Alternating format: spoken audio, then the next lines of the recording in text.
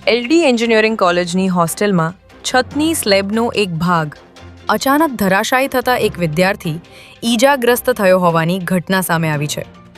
હોસ્ટેલના block બીમાં room number 204માં આ ઘટના બની હતી, જેમાં કેટલાક વિદ્યાર્થીઓ આ રૂમમાં બેઠા હતા.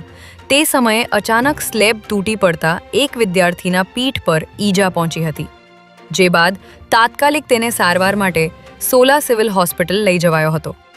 ત્યારે જો આગામી સમયમાં કોઈ યોગ્ય પગલાં લેવામાં નહીં આવે તો NSUI દ્વારા એલડી એન્જિનિયરિંગ કોલેજનો ઘેરાવો કરી તાળાબંધી કરવાની ચીમકી ઉચ્ચારવામાં આવી હતી.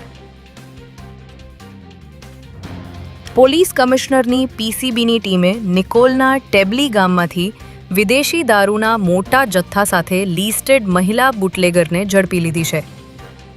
નિકોલ પોલીસ સ્ટેશન વિસ્તારમાં કઠવાડા નજીક આવેલા ટેબલી ગામમાં હનુમાનજી મંદિર નજીક એક મકાનમાં મોટી માત્રામાં વિદેશી દારૂનો જથ્થો પડ્યો હોવાની બાતમીના આધારે પોલીસે અહીં દરોડો પાડી લિસ્ટેડ મહિલા બુટલેગર અનિતાબેન ચુનારાને ઝડપી લીધી હતી.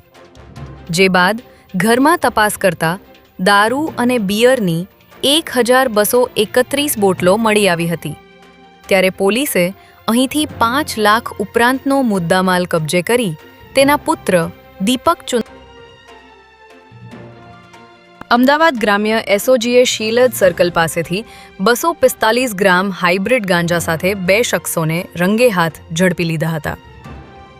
અમદાવાદ ગ્રામ્ય SOGની ટીમને બાતમી મળી હતી કે 2 શખ્સો 2 વ્હીલર પર હાઇબ્રિડ ગાંજાનો જથ્થો લઈને શીલદ સર્કલથી શીલજ ગામ તરફ જઈ રહ્યા છે.